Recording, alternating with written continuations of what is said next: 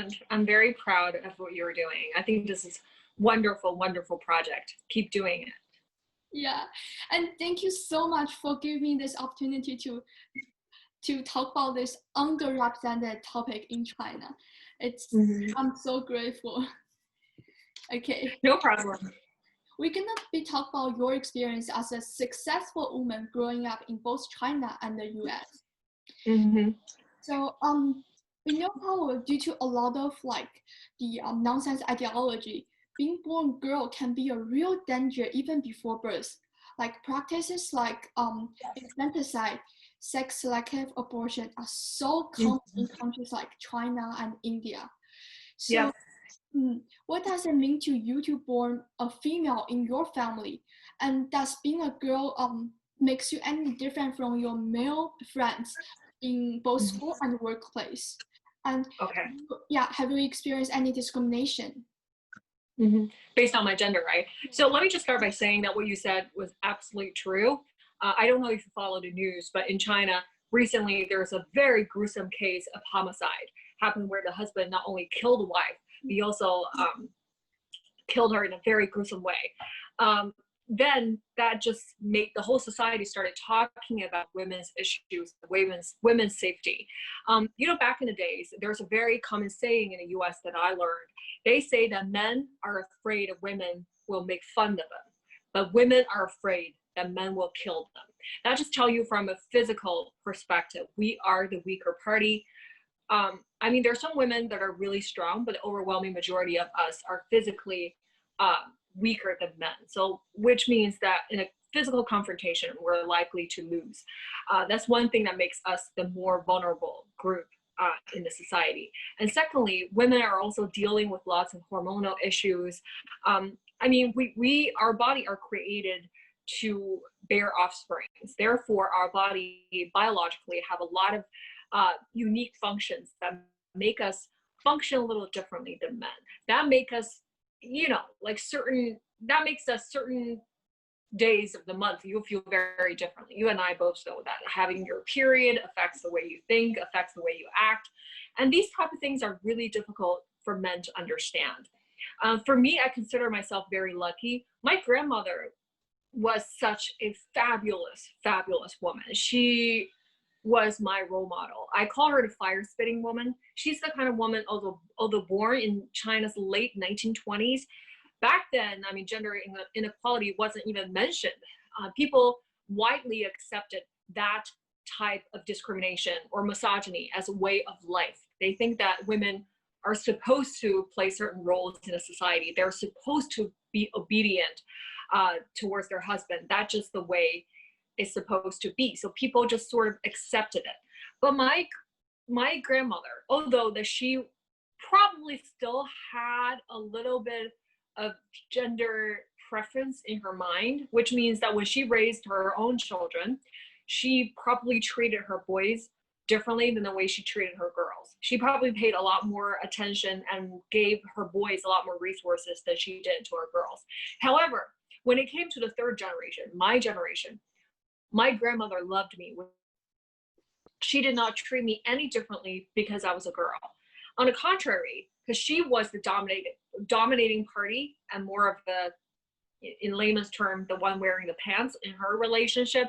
So she sort of fostered an environment where she was this matriarchal figure in our family. She decided all the important things. She called all the shots. Therefore, I grew up in this environment where my grandmother was the absolute decision maker. And that just made me feel so much better about women's role in today's society. And my own mother also worked full time. So I never felt any gender discrimination, or I never felt any, or ashamed or disadvantaged because of my gender growing up. That's very important. I think foster an environment where you teach your children, do not be limited by your gender identity. Do not be limited by your imagination. The world is an oyster and the sky is the limit. Really reach for what you want. I think to raise your children in that environment is so important. And when I started working thank God I started working first in the US and then in a Chinese organization.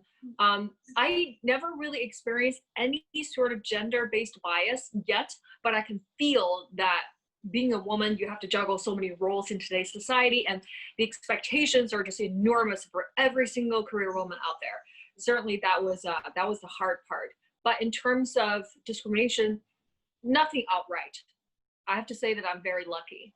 I'm not saying that there isn't any discrimination out there, but I haven't experienced anything personally. Maybe because I'm such a fire-spitting woman as well. I sometimes scare people. Maybe that's why I'm not sure, but I'm very lucky in that aspect. Yeah, I'm also very lucky. Like I grew up in a family where I'm valued like as important as my brother, and that's very important to me. Yes. Your story amazing, and just want to ask, what advice would you give to the women and girls who are experiencing, like who are being mistreated because of their gender? Well, I want to say that if you're mistreated, if your mistreatment sort of is outside a boundary of law, seek help.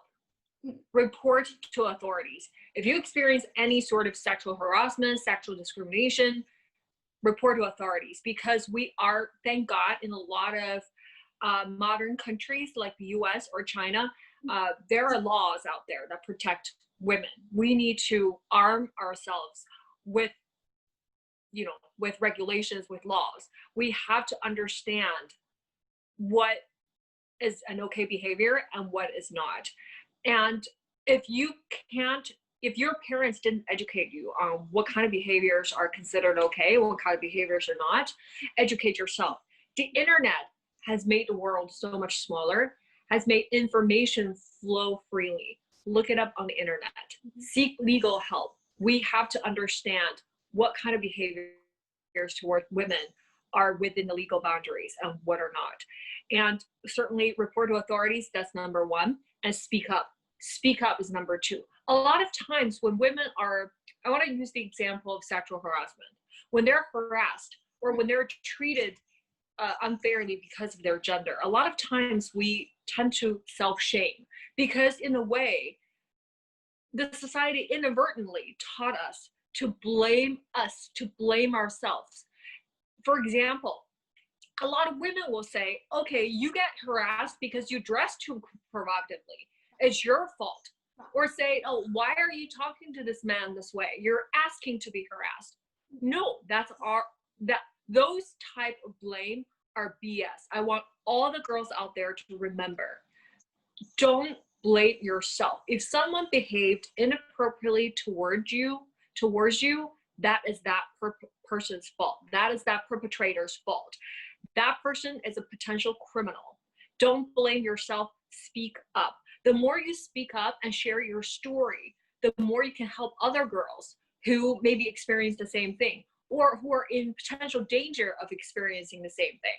If you speak up, the other girls would think, okay, then it's okay for them to speak up too. The more people speak up, the more powerful we become.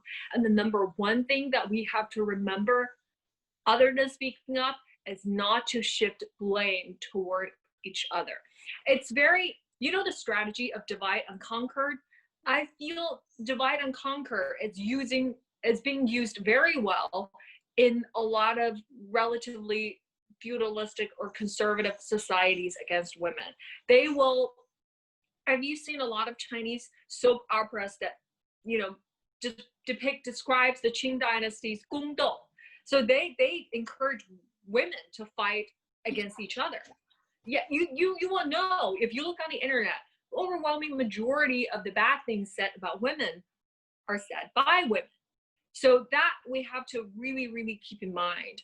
If you attack each other, then it makes your position worse. If you attack other women out for no reason, whether it's jealousy, whether it's whatever reason it is, it makes your position more vulnerable in the future for other attacks. Women should protect women. If you see a woman seeking for help, if you see a woman reporting authorities about situation that she experienced, that she may see as gender discrimination or inequality, You help her. You don't blame her. That's the one thing that we can do. Every single girl out there should know this. Exactly. I totally agree with you. Yeah, we just have to help each other out, not blame on each other. For sure, because it's to our benefit. Yeah. If we make fun of other women because of their age, because of their weight, because of their whatever it is, that just makes it okay for other men or to make fun of us. Have you seen the movie Mean Girls? In the movie, Tina Fey asked a question in the auditorium with all the girls. She asked, how many of you here has been called a slut? Or how many of you here have been called a fat or idiot? And then all the girls raised their hand. And then she asked again, how many of you had called other women a slut? How many of you have called other women this? And everybody raised their hands as well. That just tells you, then she's like, okay, we've got to stop calling each other that, because if we do it, that just makes it okay for men to do it too. So if we stop attacking each other, then it would be better for all of us. So true, yeah. And yeah, especially in high school, there are a lot of like mean girls. Like you talk about that in your video, and it's actually happening in daily life where like girls just attack each other, just like you said, trying to give each other hard times. And those really hurts me, because why can't we just be friendly and be supportive to each other? If you don't want to support anybody, at least don't attack them. I always remember what my grandmother said, right? If you don't have anything nice to say, just don't say anything. That's my personal belief. And also, I also believe that, certain girls were bullied or attacked on the internet or by trolls or by even their friends. I say fight back. I always believe in never attack anybody out of the blue. But if you are put in an unfair position, being verbally abused, being attacked for no reason, you don't have to take it. If somebody defames you, use legal weapon. Use whatever you can to protect yourself. That's very important too. You can't just be a punching bag. Nobody is other people's punching bag. You are your own individual. You can make things happen. And you are strong and beautiful and smart. You can do it. And there's going to be people out there, they're just evil. They will attack you for no reason, and they will try to destroy you for no reason.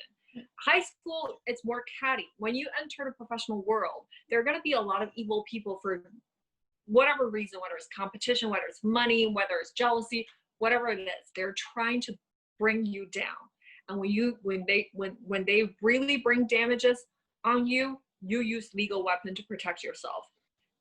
Protect yourself and fight against all negative energies. So true. Yeah. That's so great. Okay. You also talk about the importance of education, and it's very important to protect the educational rights of women. I totally agree with that. And education is an essential platform to women's empowerment. So can you describe the challenges and benefit of women and girls having access to education? Oh my God, I am a true believer of the life-changing power of education. I myself is a product of systemic quality education. My grandmother never went to college, but I believe had she been well educated, she could have been the president. She could have been whatever she wanted to be, but she never had the opportunity to be educated. She stopped. I think she was pulled out of school by her parents in 4th grade, so she never had the opportunity to read, to experience, to explore the world. So that's one thing that I feel, if you don't educate yourself, number one, you are easily persuaded by other people's opinions, and your critical thinking ability is lacking. So when somebody tells you something, you're easily brainwashed. For example, the virgin complex or virgin sentiment is one thing that I feel like, first of all, I want to say that I respect all women's choice, whether to have sex without marriage, before marriage. That just it's such a personal choice. There's no right or wrong. If you want to do it, do it. If you don't want to do it for a variety of different reasons, then don't do it, right? But the society fostered a kind of thinking, not in the American societies, more locally in China, where non-virgin girls who are not married were being shamed, were being slut shamed. Right. That is so wrong. And these type of, and a lot of times people who slut shame are not only men. A lot of women will slut shame other women, and that's just so wrong. That's just so wrong. And if you look at the women who slut shame other women, they tend to be the women who didn't acquire higher education. It's because their recognition of the world stayed in a very tiny place where they didn't experience a lot of the world can offer. They didn't meet a lot of people from different backgrounds or different cultural backgrounds. Therefore, their thinking and their mentality stayed very, very local. Education is a door. This is a door that opens you to a whole different world, to different kinds of world, to different kinds of culture, to different kinds of people. And we only live in this world for what? Like, we're lucky 90 to 100 years. And we should open that door and experience all this universe has to offer. Exactly. It's so empowering to me since I'm applying to college and pursuing higher education in my personal life. Yes. Good luck. I hope you get into your top choice, and I hope you keep pursuing your dreams and educate yourself wherever you can. I want to say education is not only limited to school, it's also self-education and who you surround yourself with and the information you absorb. Sometimes the stuff you get on the internet is another form of education, right? And the stuff you read is another form of education. The places you travel to, these things are all teaching you how you should perceive the world, how you should perceive yourself. So these type of education are just as important as the education you receive at school. They are. Absorbing, especially in the middle of pandemic, I'm absorbing so much information on internet. Like, those are very good quality informations. Yeah. And hopefully when the pandemic over, I can actually go travel and educate myself around in the environment. Yeah, that's really nice. Yeah. Okay. So I interviewed one of my friend's sister she's from Vietnam, and she told me this story. So one of her friend actually was engaged with a guy, and then they found out like they are going to get married in couple of months, but they found out like that girl is pregnant. So they the kid is that guy's kid, so like that girl didn't cheat on him or anything, but the family just don't allow that girl to like walk into the front door. Like they can't have even like a wedding or something. It just, people just put blame on that girl like so much, but no one actually talk about what that guy did. Like they were so against like sex before marriage, and even though they are going to get married in 1 month, it's not even acceptable to like be pregnant. And so did you how do you like the cultural and the patriarchy hinder women from obtaining like equal access to educational opportunity? That's insane. To me, sex before marriage is a topic that we should have stopped talking a long time ago. I think with as much education as we've received today, hopefully majority of the women, and as since birth control is so readily accessible, I really think that sex before marriage is just like drinking water or eating brunch. It's something so normal. Of course, I don't think that people should have sex when you're 14, 15, 16. I feel like personally, I think that's a bit too early. The only reason I say that was because I feel like you're not a whole person yet. I feel like at that age, you're so young, your perception of the world hasn't formed yet, or your body hasn't even stopped maturing or growing. I'm not even sure whether sex at that young of an age would hinder your growth. I don't know. Like, I'm not a medical expert, but I would say that's personally consider that a bit too young. But I feel that from 18-year-old on, especially if you're in your 20s, like having sex is just something so natural. Our body is ready to menstruate at the age of 14, meaning that we were able to bear children at the age of 14. We start probably having sexual urges even earlier than that. I'm not saying like, after 18, I think it should be up to the person who decides. Before that, I don't think people should have sex. After 18, I believe it's up to the woman who decides when to have sex, whether to have sex. Whether you choose to do it or not, that's completely up to you. However, sex education, safe sex education is of vital importance. I can't emphasize this enough.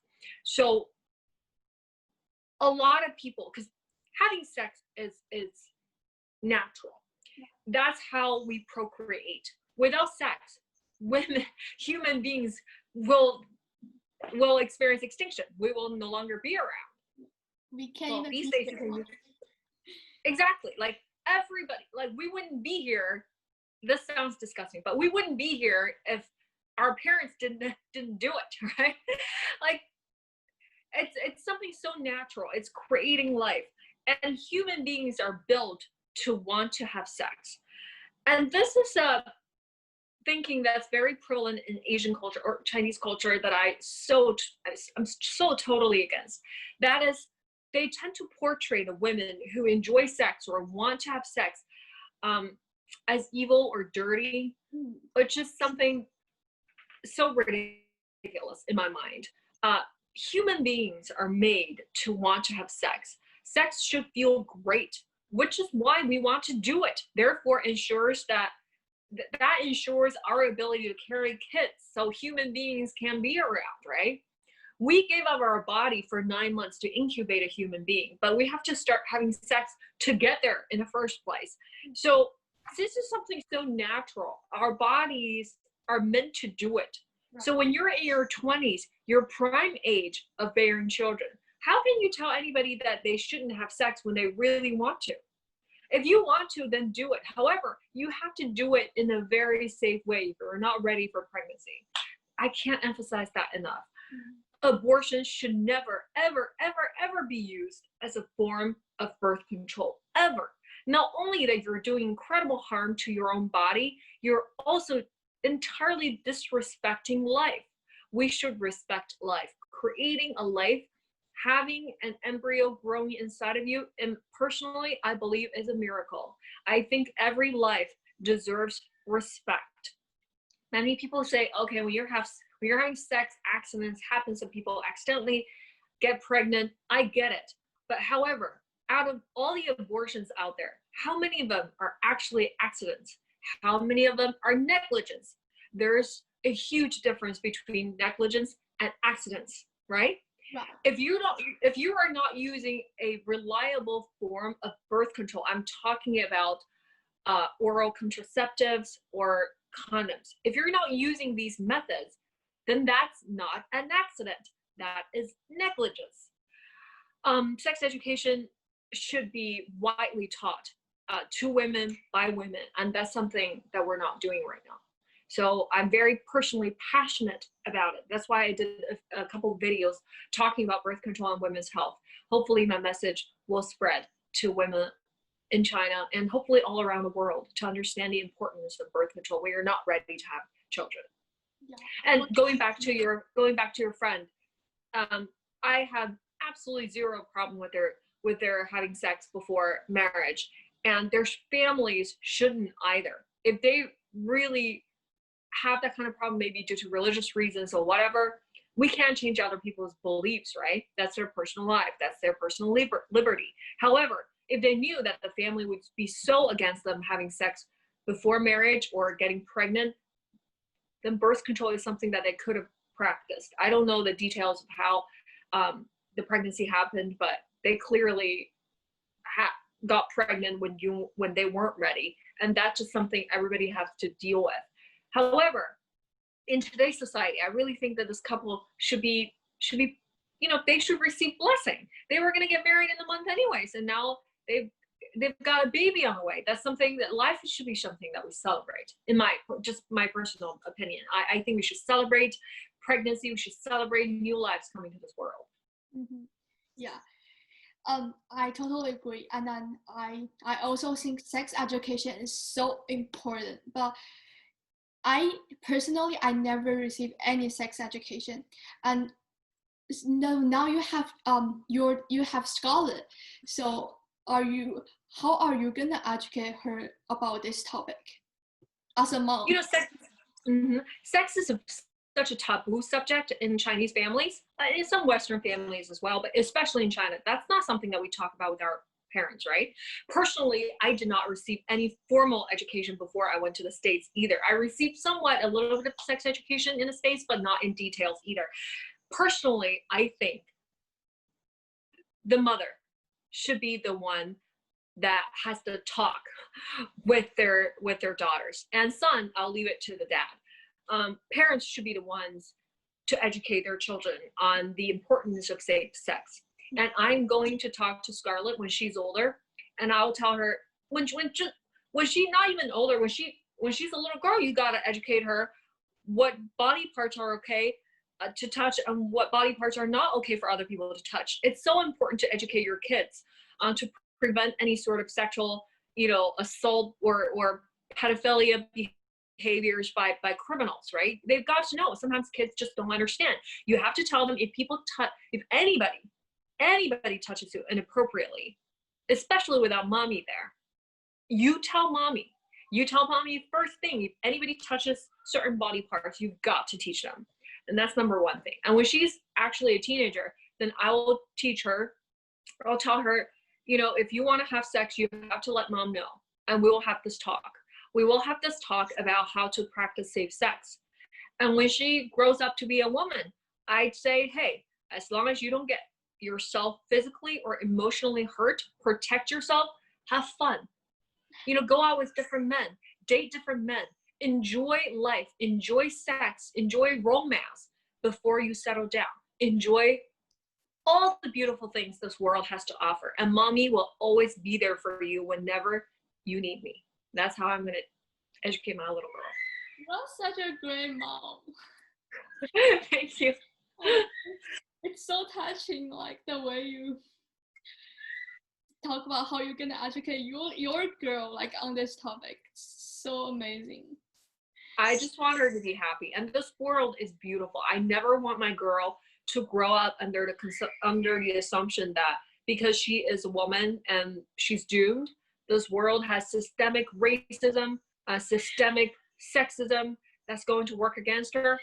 Sure, there's going to be sexist and racist people, but the majority of well-educated people understand those perceptions were wrong, right?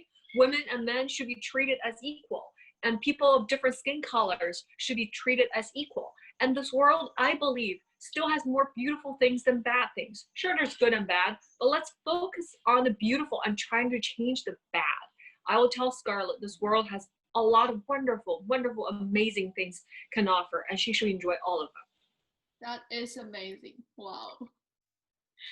Okay, so you are a very successful and extraordinarily beautiful, happy woman with a great career and happy family and a lovely kid. In conventional sense, you are successful, or I should say perfect. Yeah. Oh no. My husband will tell you otherwise. He'll be like, oh my gosh, she's got a ton of flaws. She's crazy. He'll tell you the real me. Well, we will have flaws behind the scene. Okay, but however, there are a lot of problematic Chinese, problematic Chinese media representation.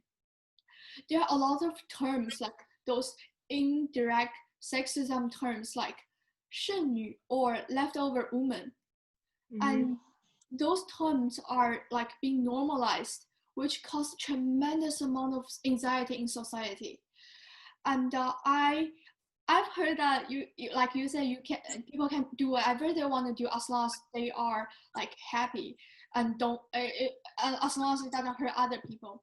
But what's your perspective on the problem that society is pressuring like the mid-age women to get married, or else they will be considered as unsuccessful no matter how good they are in their professional life? It's such an unfortunate situation that we're seeing, where a woman can be seen as successful without a successful marriage. And I consider myself very lucky that I do have a career and a happy family, but I feel like success should be defined in so many different ways. If you're a career woman, that I think success should be ultimately valued by how happy you are about yourself, about your family, about the life you're having. It's never about how much money you have. It's never about how much fame you have. It's never about how many children you have. It's never about those things. It's all about how happy you feel inside. This is personally how I define success, right? I consider myself a pretty happy person most of the time. Nobody's always happy, right? But majority of the time, I'm pretty happy. So today's society, the problem is that people are defining success so narrowly, not only for women, but for men as well. You know, marriage, it's just not for everyone. I feel like the Chinese society like to use a cookie cutter to define success. Okay, this is the definition of success. You have to have this much money and this many children and this is husband and blah, blah, blah, blah. No, success is never like that. A person who has everything could be utterly unhappy. And a person that we see may be leading a very mundane life. Maybe they're super happy. And it's all about how happy you are. I've met so many wealthy people that their wealth is beyond imagination, but they're still unhappy. I've met women who seemingly have everything this world has to offer, but still unhappy. Are they successful? I don't know. Everybody's success should be defined by themselves and individually. I feel like you're very successful because you are the kind of girl at such a young age, you are taking the initiative to doing something. You're taking the initiative to do something so meaningful. You started to think about your place in this world. You think about women's place in this world. Those things are tremendously successful. I personally, I would pay so much more respect to you than someone who just, swipes daddy's credit card. But although, if she wants to define her, she's happy and successful, that's fine as well. Everybody lives differently. You can't change other people's opinions. You can only change your own. So what we can do is that we have to work on ourselves. We have to understand that the society too often tells us how sad it is for a woman at the age of 37 but still not married. But they neglect to tell you about the 37-year-old woman living in a marriage that's unhappy. A very, very bad marriage is much worse than the single life, I'll tell you, because the person you marry will be with you for the rest of your life, or you hope, right? And to wake up next to that person every single day, think about it, for the next 60, 70 years, are you happy? Those type of things you have to ask yourself. Marriage, you want it to last forever, but marriages may not last forever. I think we should always chase happiness. Forget about your gender, forget about your age, forget about how much money you make. What makes you happy? Then pursue that. Ultimately, if you get there, then you're successful. Maybe you don't have a lot of money, maybe you're not married, maybe you don't have children, maybe this or that. It doesn't matter. As long as you're happy, you're a successful person. That's great. I think just never let anyone else to define your success. Exactly. Never let anyone else to define your life. Never let anyone else define your success or define your worth, define your meaning, define who you are. Those type of things could only be done by yourself and no one else, not even your parents. Not even the society. Not the society, for sure. Not your parents, not your boyfriend, not your husband, not your children. You define yourself. Great. Oh, that's so amazing. Yeah. And yeah, that's actually one of the topic I'm thinking a lot recently, because I used to think, okay, so if you are a successful woman in your career, then you are successful. But as I grew up, like I see a lot of my friends are like dating, and then I started questioning, so if a woman is very successful in her career, or is she even though if she's now married in old, not old, like mid-age, will she still like be like identified as success? But I think you really has a point. It's not what society defines you, it's how you define yourself. Exactly. Yeah, and you also talk about the age discrimination in your video. Yeah, so how do Chinese and American society treat elderly people, especially elderly women, different? Have you personally witnessed any problem like that, or in your own life or in the lives of others? Oh, I have. I've been the subject of online attacks regarding age all the time. And majority of these comments, unfortunately, came from other women. And they will call you old, they'll call you an old hag, they'll say that you look, some people say I look like I'm in my 50s, which I don't think I am. Even I do, so what? Like, I don't know, but like, I don't really pay attention or care about those comments, but that just tells you, those comments really tell you that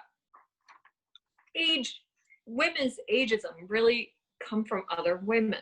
I want those women who call other girls old or dama or whatever, or throw all these vile age-related attacks on other women. I want them to look in the mirror and ask themselves, do you have a medicine that will make you stop aging?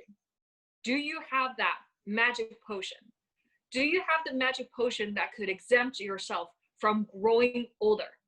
You don't. You don't. Unless you die young. There's one situation where you never get old, is you die young. As long as you're not experiencing a tragic death at a young age, you will 100% sure get old as well. And if you attack other women because of their age today, when you're young, you are going to be attacked when you are older one day. Do you want to be the subject of age-related attacks? You don't. So what you can do for your own benefit is to stop discriminating other women. And there's something that you can do to make your future life better. You know, in China's society, a lot of people say, oh, you're already in your 30s, you're already in your 40s, you're in your 50s. Stop doing all of that. You're a grandmother now. Stop pursuing your dreams. Stop talking about love. Stop having sex. Like, you're so old already. Do you want to live in a world like that? You don't, right? Because hopefully you're going to live till your 30s, 40s, and 50s if you don't die in your 20s. So what can you do? What you can do is to foster an environment where women, older women especially, can live a full and fulfilling life. So look at Jennifer Lopez, right? Look at Jennifer Aniston. Look at all these women who are successful in their 40s, 50s, even 60s. Elon Musk's mother. They're extraordinary. And what's that girl's name? Christy Brinkley. Look at these women. They look fabulous in their 50s to 60s. And look at Jane Fonda. She's in her 70s, 80s now. She's still sexy. A woman can be sexy at any age. A woman should pursue love at any age. The sky is the limit for women of all different ages. No matter you're 18 or 80, you still have the right to live a colorful and vivid and exciting life. And don't let anybody stop you. And for young women, what you can do to ensure a future that colorful, that vivid, that wonderful, that amazing, what you can do is to help and support other older women to pursue their dreams. Therefore, it's never late for you. You can start chasing your dreams in your 30s, 40s, 50s, because when you're younger, you supported other women chasing their dreams in their 30s, 40s, and 50s. Great, that's so great. And then I know a lot of people, they complain women saying like, you are so young. And I don't think it's a good thing because being young doesn't make you any good. You are beautiful at any age. Yes. That's yes, for sure. People are going to try to make you feel insecure, or people are going to try to make you feel inferior because of your age, because you're so young, right? Some things they say that might be true, like a person needs experiences and they need time to mature mentally and physically. True. Being young sometimes is a disadvantage, but it's never a disadvantage forever, because you will grow older and you will mature and you will get there. So being young is certainly a huge advantage in the long run. So for anybody who's been told you're too young to do this and that, don't be frustrated, because you're going to get there one day. And what you can do is to learn and to absorb, to analyze, to think, right? And that's going to help you get there earlier. I totally agree.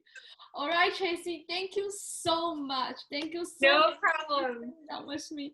And then I know you're super busy, but like still willing to spend time with me to talk about this topic. And of course. Yeah, I apologize. I have to repeat myself again. I love you so much. I love you too, girl. Keep doing what you're doing, and we're connected on WeChat now. Reach out to me if you have any questions or anything like that. I would love to hear your progress, and let me know about your project as well. Good luck on applying for college. I hope you get into your top choice, and keep me updated. Hopefully. Thank you so much. I really want to hug you right now, but yeah, we'll do a digital hug. Digital call. Oh. Okay. And thank you so much. Thank you. No problem, girl. Yeah, good luck. Bye. Bye, sweetie.